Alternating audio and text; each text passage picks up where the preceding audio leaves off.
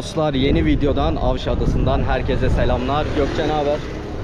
İyi arkadaşlar, gördüğünüz gibi şu an Avşa'dayız. Biliyorum ki Avşa'dan video bekleyen çok sayıda kişi var. Yes, okay. Şimdi Gökçe, o zaman bir fotoğraf çekelim, ondan sonra devam edelim. Tamam, sen kamerayı tut. Evet arkadaşlar, Avşa'ya böyle güzel bir giriş yapıyoruz. Şu an burada GoPro çekiyor. Hoşçakalın.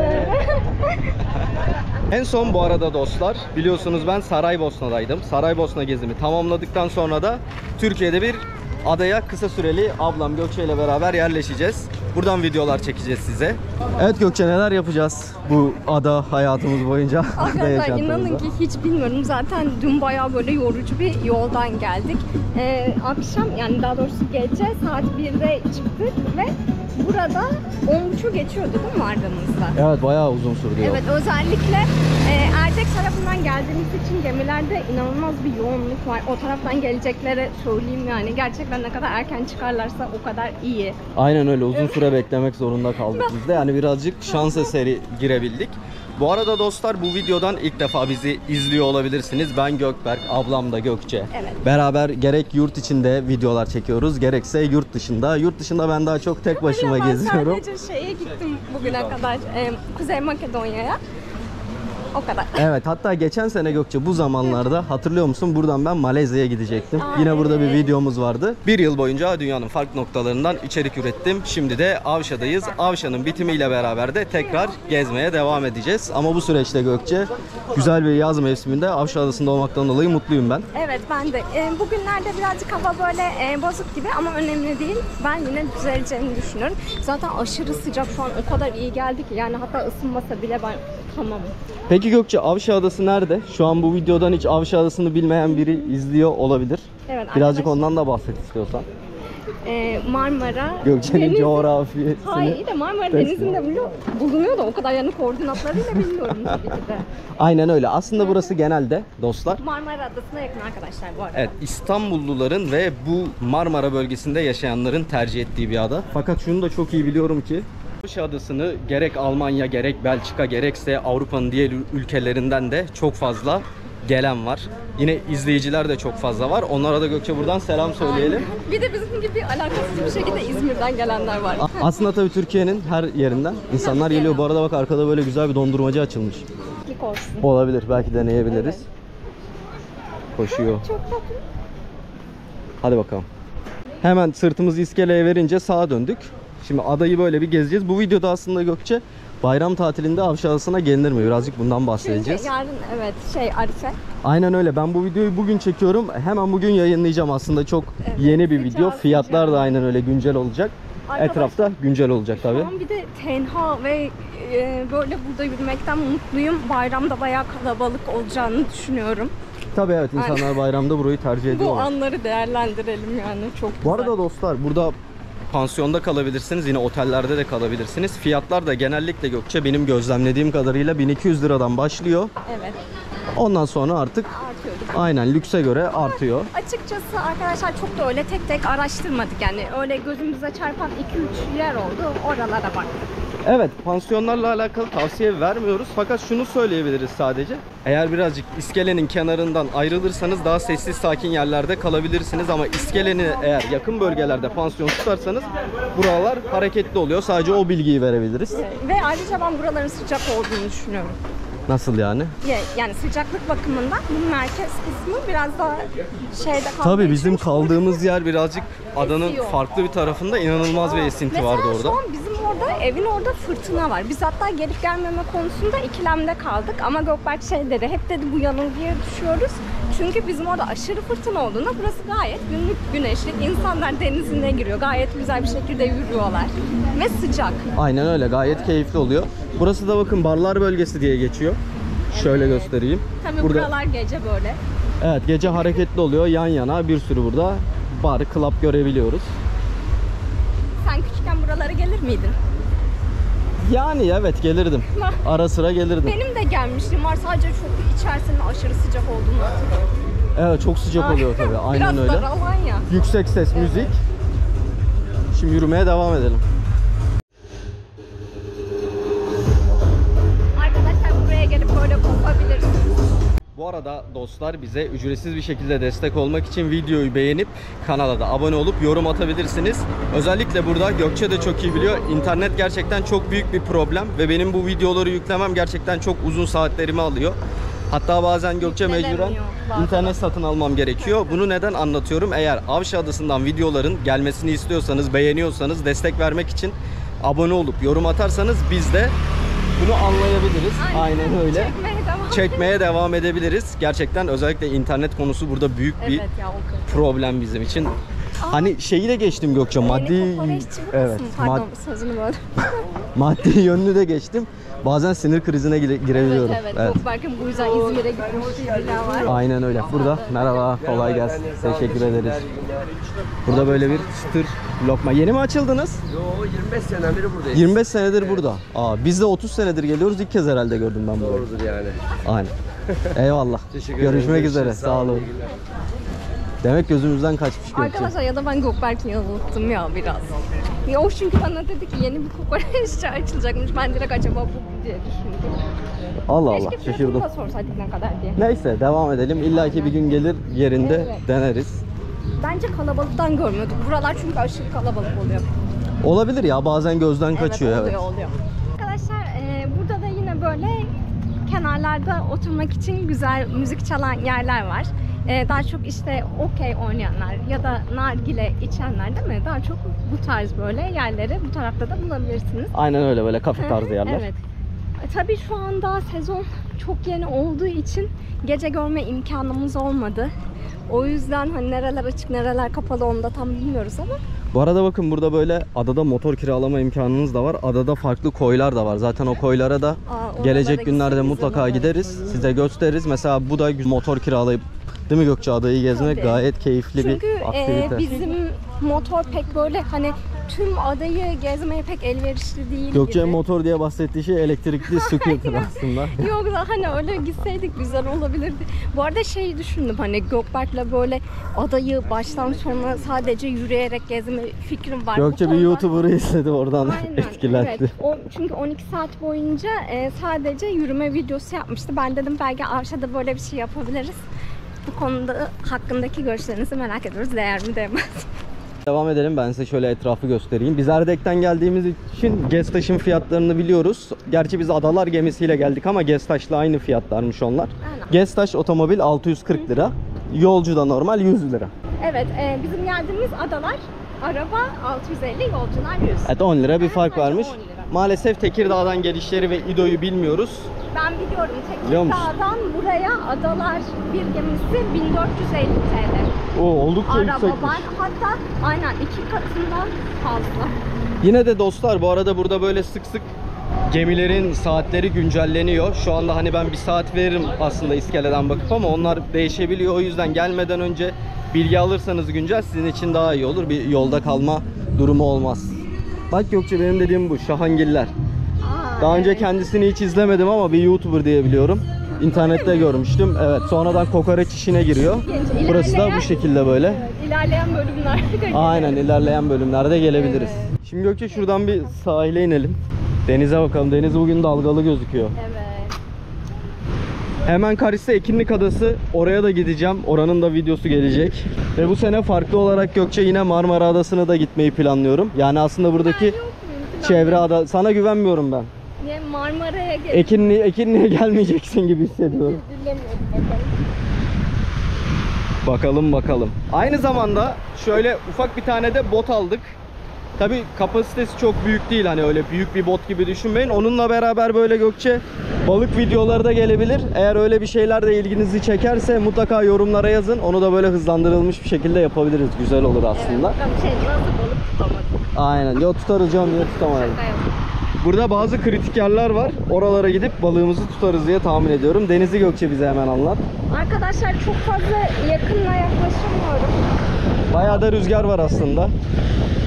Güzel gözüküyor ama gördüğünüz üzere bayağı dalgalı. Belli olmuyor şu anda dalgalı olduğu için ama biz dün geldiğimizde iskeleye yanaştığımızda deniz dümdüzdü. Suyun rengi çok güzeldi ve dikkat ettim.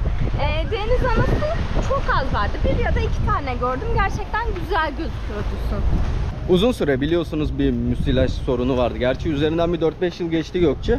Artık ondan eser kalmadı diyebiliriz. Aynen, o artık bitti sanırım. Aynen Her öyle. yıl işte yeni bir şey çıkıyor. İnşallah bu yıl güzel bir şekilde geçiririz, bir şey çıkmaz. Evet, biz de öyle umuyoruz bakalım. Bayramdan hemen önce şu anda aslında. Yarın tatil başlıyor. Ona rağmen yalnız plajlar boş. Evet, bayağı boş. Ben de bu kadar boş olmasını beklemiyordum. Kurban Bayramı'nda biraz daha insanlar Doğru. evet İnsanlar memleketlerine belki, gitmeyi evet, tercih ediyor. Ben kurbanlarını kesip belki öyle de gelecek olabilir. evet, ben ama adanın biraz daha bayramdan sonra da olacağını düşünüyorum mantıklı aslında. bir düşünce. Çünkü hava da biraz bozuk olacak. Evet evet, hava da kötüymüş. Gökçe araştırmalarını yapmış.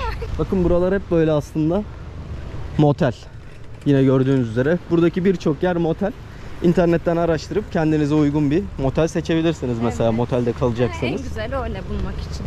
Dostlar, yanında güzel bir tane otel var. Şöyle göstereyim. Havuzu da açılmış. Burada yine aynı şekilde ne denirdi abla? Şezlongları da konulmuş. Evet, çok değişik, güzel geldi gözüme. Bu arada dostlar, bunu söylemek istiyorum. Yasa gereği de söylememiz gerekiyormuş. Bizim bu gösterdiğimiz yerlerin hiçbir tanesi işbirliği değil. Eğer öyle bir şey olursa zaten biz burayı tanıtıyoruz diye belirtiyoruz. Aynen, evet. Tamamen yoldan geçerken görüyoruz, söylüyoruz. İsimlerini de veriyoruz ki hani görsel olarak beğenirseniz direkt nokta atışı orayı arayın diye. Yani hiçbir yer tanıtım değil. Bunu da belirteyim. Hemen bakın şurada İdo geliyor bir tane.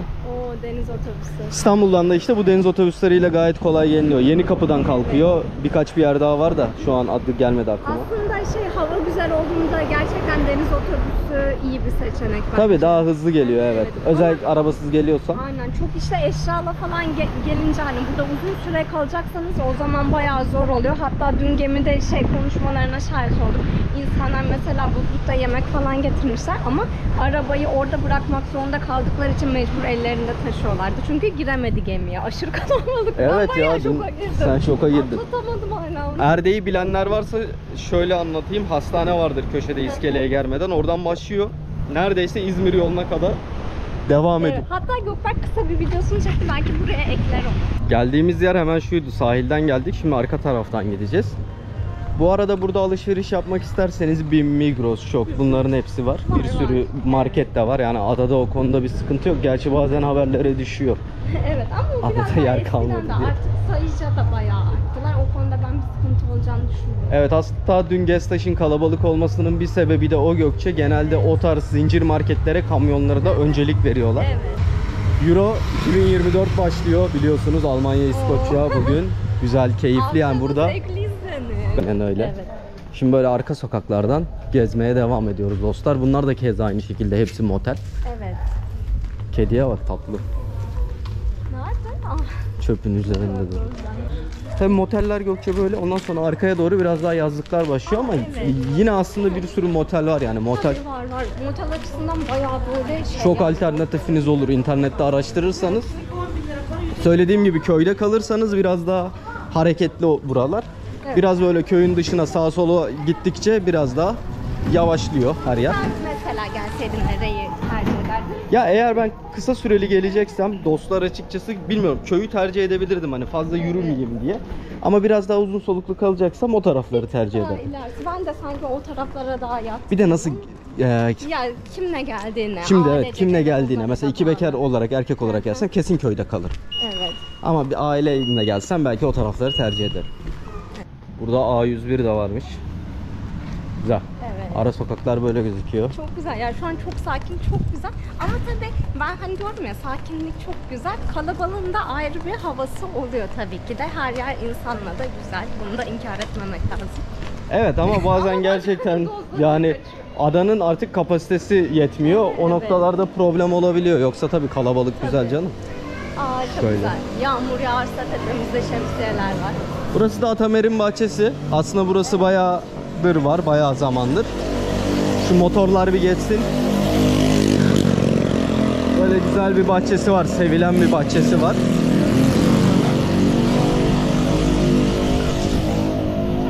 Adamız gerçekten çok huzurlu. Ne? Adamız gerçekten çok huzurlu. Arkadaşlar karambole gitti. Çok motor geçti o sıra. Aa. Kediler. Aa, dumana benziyor. Cins gibi değil mi? Evet, değişik. Şimdi aslında benim favori olan yerime geldik. Çınaraltı. Gökberk'in durmadan çay istemesi. Bugünlerde Ya sürekli benim bu çay nereden kaldı bana? Aynen. Galiba Azerbaycan'dan. Galiba. İlginç var. Aa bir de bakalım çay fiyatları ne kadar? Evet, çay fiyatları ne kadar? Avrupa Kupası maç yayını da varmış. Harika. Çok güzel. İşte benim hayalim buydu zaten. Hayalime bakar mısın? Gel şöyle girelim. Böyle.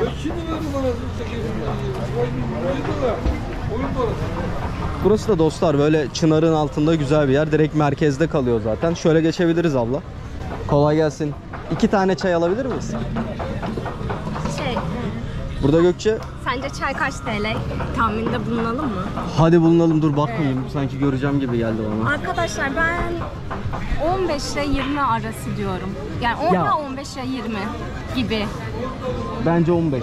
Neden biliyor musunuz? Dün çünkü gemide Gökberk'in canı yine çay istedi. Dedik ki işte en azından 20 TL ile gideyim, hani fazla falansa veririm yetsin. Abi gittik 25 liraymış çay. Evet, çay Aynen. 25 liraymış. O yüzden bakalım, çünkü bir de bu Çınaraltı, burası Çınar mı Çınaraltı mı? İkisinden biri ama Çınar galiba. Biraz daha deniz kenarındaki yerlere göre daha uygun fiyatlı. O yüzden de Ben çayın kesinlikle bu arada maksimum. Bence çay dediğin şey 1 lira, 2 lira, hadi bilemedim 5 lira olmalı. ama artık zor orada. Bilmiyorum, ben kabullenmekte en zorlandığım konu Aynen. çay fiyatları dostlar maalesef. Bu arada hemen yanında Çınaraltı bak abla, Çınaraltı yazıyor. Burada da böyle gece şu tarafta, şimdi o tarafa yürümeyiz ama şuradan şöyle giderseniz gece kulüpleri var burada. Gece kulüplerinden de genelde çıkışta insanlar gelir burada çorba içerler. Evet, güzeldir, lezzetli çorbası vardır. Yine meydan büfenin orada da vardır. Oraya da zaten gideceğiz. Fiyatları gösteririz orada da Gökçe. Gösterelim ya, ben nedense bu sene ben de fiyatları merak ediyorum.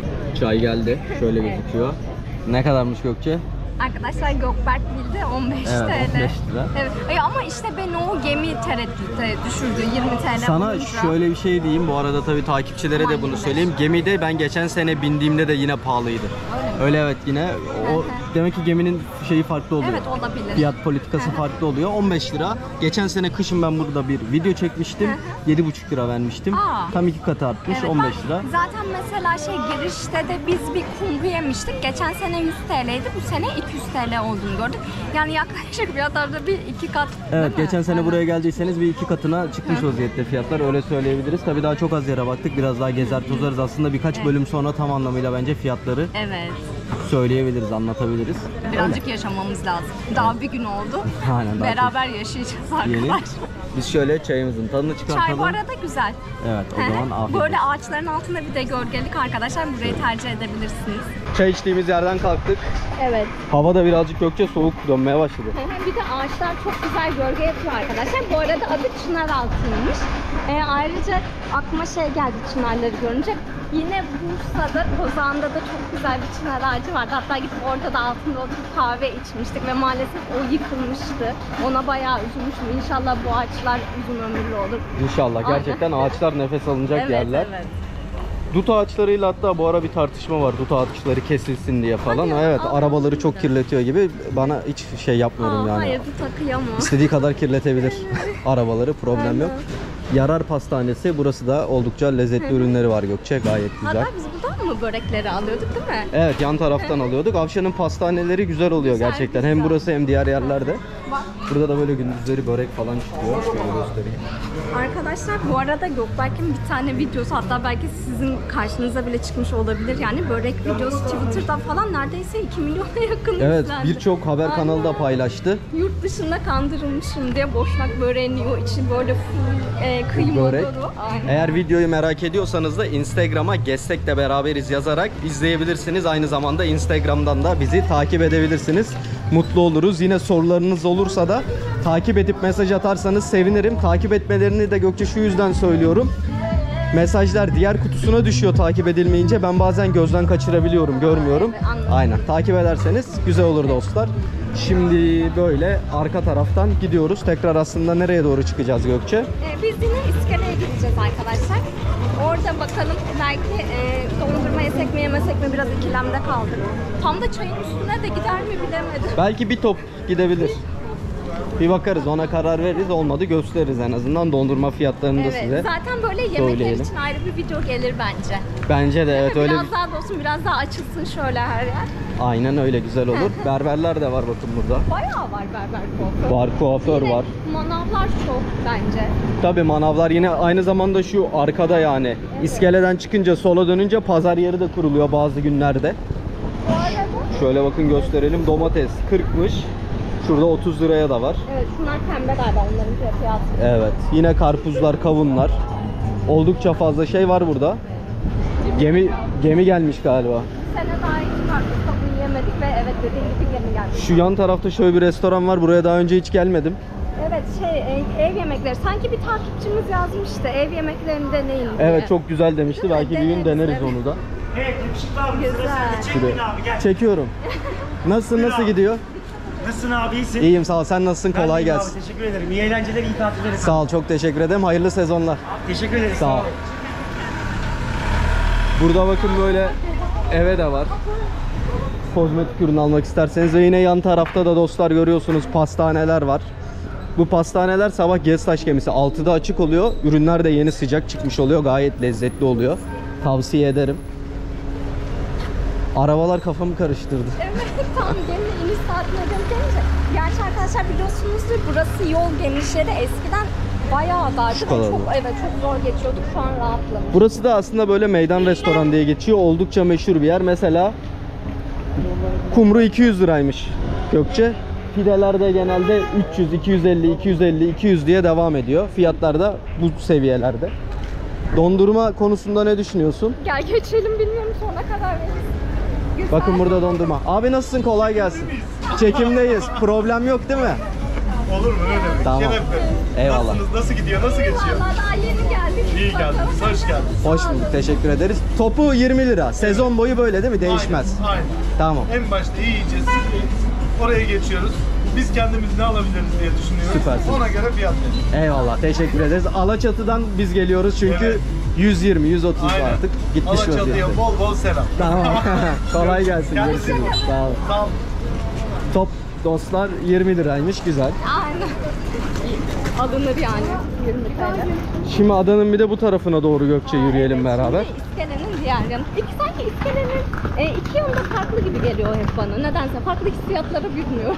Avşa tabii şarapçılık da çok önemli bir noktada. Güzel bağlar var arka tarafta. Avşa'nın kendi şarapları da var meşhur.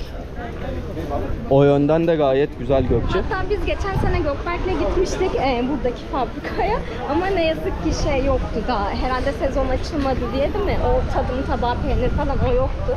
Sadece öyle tadım yapıyordu. Bu sene belki gider yine gösteririz. Güzel bir fabrikası var kendilerinin. Hı hı. Güzel ya arkadaşlar. Her şey güzel bence. Şu an bak gelip gelmeme konusunda şey yaşarsanız, ikileme düşerseniz gelince insan hoşuna gidiyor. Evet evet keyifli. Gayet Aynen. keyifli. Güzel. O bir de püfür püfür esiyor. Havası güzel. Şöyle yan taraflarda bu arada restoranlar var. Ufak tefek böyle yerler. İşte burada anladığım kadarıyla bir kokoreç tezgahı da var veya farklı şeyler. Yine burada kuzu kokoreç bakın varmış. Samanyolu Kafe diye geçiyor. Bunun... Baya geniş ya. Güzel geldi gözüme. Evet evet geniş. Gerçekten geniş. Burada da dostlar böyle yan yana balıkçı restoranları var. Şimdi önlerinden geçelim. Size göstereyim. Güzel yaz akşamlarında gayet keyifli burada oturması. Keyifli Baksana, oluyor. begonviller çok güzel. Biz de Evet. bahçemize ektik ama tutmadık. Merhabalar. Teşekkür ederiz, sağ olun. Teşekkür ederiz. Hoşçakalın. Fikrinizi değiştirirseniz bekleriz. Tamam. Adanın en kaliteli Lakerda mekanı. değil mi Evet, burası? Bravo. Ama bizim burada çok güzel bir videomuz var. Çok da izlendi. Yaklaşık 30-40 bin izlendi. İnşallah tekrar geliriz. Peki efendim. Severek Ayağınıza seviyoruz sağlık. yani burayı. Ayağınıza sağlık. O zaman biz sizi tekrar bekliyoruz. Tamam anlaştık. Teşekkür ederiz. Kendinize iyi bakın. Hayırlı Hayırlı sezonlar. Sağ tatiller olun. kardeşim benim. Burası dostlar Lakerda. Yine yanında da Yaren var. Gayet güzel, keyifli bir yer açıkçası. Hava tabi bugün birazcık esiyor. O yüzden soğuk olabilir ama şöyle mezeleri de göstereyim size. Bakın gayet güzel gözüküyor. Farklı farklı mezeler var. Merhabalar. Nasılsınız? İyiyim. Siz nasıl? Biz de iyiyiz. Teşekkür ederiz. Buyurun. Böyle buradan geçiyorduk. Mezeleri görünce bir göstermek istedim. Buyurun. Teşekkür ederiz başka zaman inşallah. İnşallah, bekliyoruz. İnşallah. Görüşmek üzere. Hayırlı sezonlar. Sağ olun. Burası da Yaren'miş dostlar. Gayet güzel. Burası köşem Şu platformu ilk defa görüyorum. Anladığım kadarıyla bu sene yapılmış burası. Öyle. Güzelleşmiş geldi Evet. bana Avşa'nın. Çatı nasıl? Çok güzel. Gerçekten çok beğendim. Güzel. Burası bu sene yapıldı değil mi? Yeni. Bu sene hepsini yaptık. Hepsi. Hepsini yaptık. Çatıyla. Her Çok şey güzel güzel. olmuş. Harika. Hayırlı Evet, sezonlar olsun inşallah. Yağmurlu havada. Evet. Bugünlerde. Ki Avşa'nın havası her an dönme ihtimali var. Bak. Dolaba baktın mı? Dolaba bakmadım. Bakalım beraber. Bana geçersen Tamam, üzülürüm. süper.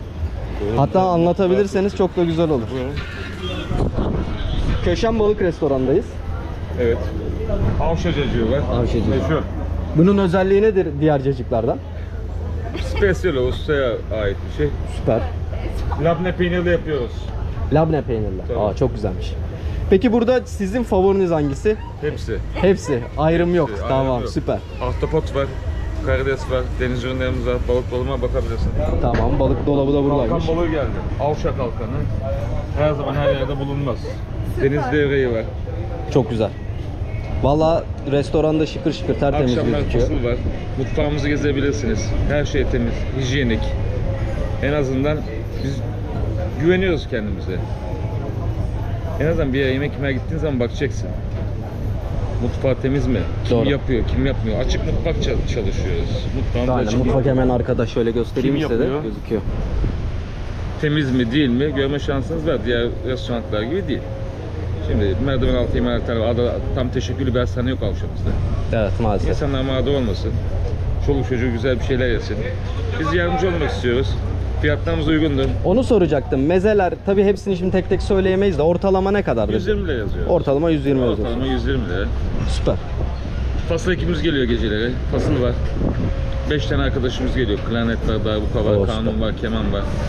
Eğlenceli Avşa gecesinde herkesi bekleriz Tamam. inşallah. Teşekkür ederiz. Arkadaşlarınızla İsminiz konuşalım. neydi bu arada? Tuncay benim ismim. Tuncay. Gökberk benim de memnun oldum. Ben de memnun oldum. Tekrardan inşallah görüşmek dileğiyle üzere. diyelim. İyi bakın Hoşçakalın, kendinize. siz de kolay gelsin. Hayırlı işler. bakalım, İyi hayırlı bayramlar, sağ olun. Hayırlı sezonlar. Evet. Köşen Balık da burada. Var ya, Güzel. Ben şey diyordum yani böyle bir sene aşağıda yemeyeceğim ama insanın görünce canı istiyor. Değil mi? Merhaba falan. Çok güzel gözüküyor. Gerçekten çok şık. Bu sene hem burayı beğendim hem yan tarafı da beğendim. Bu şekilde böyle platformlar yapılmış. Var mı bir plan abi bir şey? Şimdilik yok. Bir planımız yok. Biz bekleriz. Tamam, inşallah. Bütün sezon buradayız. İnşallah geliriz. Sabırla bekleriz. Tamam. Çok teşekkür ederiz. Hayırlı sezonlar. Kolay gelsin. Merhaba. Kolay gelsin. İnşallah tekrar geliriz. Bir rivayete göre adada en güzel aşkların yaşandığı, en güzel duyguların geçtiği yer bile Kebap 94'tü. Ama ona rağmen geçip gidiyorlardı.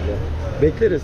İnşallah. Bu görüşleri söz olarak kalıyoruz. Tamam. Şeyi sorayım mı sana? Kebap fiyatları ortalama ne Hocam kadar? böyle alayım, ürünlerimizin tazeliğini göstererek. Tamam, yani fiyatlardan yardımcı da olayım bahsedersen. isterseniz. Salatamızın kolay buradan, salatamızın içindeki malzemelerini veyahut herhangi bir kusuru var mıdır görebilirsiniz. Soft ve açık bir şekilde çalışıyoruz. Adada ilk bu şekilde çalışan dükkanlardan biriyiz. Kaldı ki hocam 7 yıllık bir işletme olaraktan devam ediyoruz. Patronumuz olsun. Kendisi içerideki titizliğinden veyahut da ustalarımızın buradan Kolay gelsin ürünlerin her abi. yerine bakabilirsiniz. Eyvallah. Bir ara bekleriz ama. Tamam. Denerken de. Kendinize iyi bakın. Sağ olun, sen de. Mesela ben buraya gelsem bir 300 Adana TL. kebap istesem 300 lira. Yanında pirinç pilavı, közlenmiş biberi, közlenmiş domatesi, söğüş soğanı, tırnaklı pidesi, salatası, O mezesi. yancılar da yani oldukça Hepsi fazla. var. Onların haricinde Türk kahvesi ve çay ikramımız mevcut. Muhteşem. Ve gördüğünüz gibi bu eşsiz Çok güzel bir manzarada manzaradayız, garsonlarımızın güler yüzlülüğünü, bakışlarını, tişörtlerini hepsini görebilirsiniz. Tamam. Teşekkür ederiz. Kolay gelsin. Görüşmek üzere. Gökçe devam ediyoruz. Az önce de söylediğim gibi tamamen yolda yürürken Aynen. esnaf arkadaşlarımız Aynen, kendisi şekilde. aynen anlatıyor. Biz de gösteriyoruz. Şunu da altına dipnot olarak düşmek istiyorum. Hiçbiri bunların bir tavsiyemiz değildir Gökçe. Teşekkür ederim. Tamam. Dur hatta geleyim senin gördüğün yerden çekeyim. Çekiyorum. Bütün videolarını izledim bu arada gerçekten. Gerçekten. Eyvallah. Teşekkür ederim. Sağ ol. Tam şurası. Aynen abla. Aynen.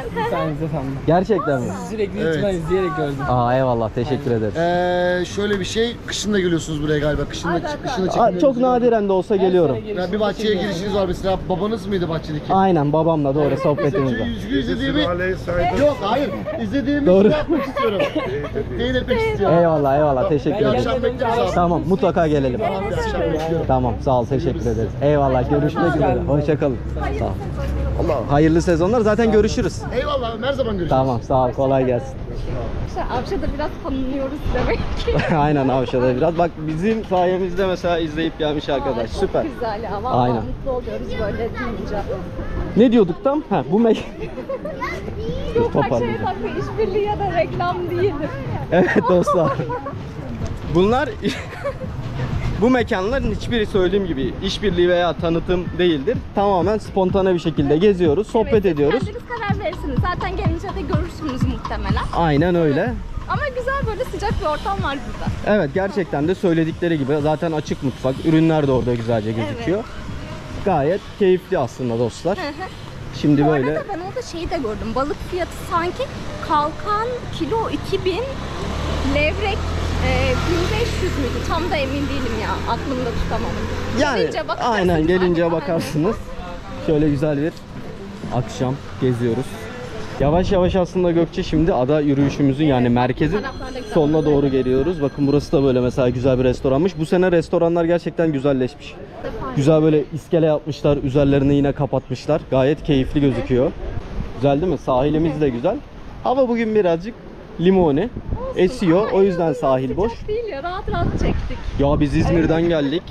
Bilmiyorum ben hayatımda böyle bir şey görmedim. Felaket. Cehennem gibi Var bir ya, şeydi. Bir ara bütün yaz öyle olacak diye düşündüm, korktum. Ama Evet. gerçi yine o sıcaklar geri gelebilir de şu an güzel. Şöyle güzel Avşa'yı bir gösterelim size. Harika harika harika.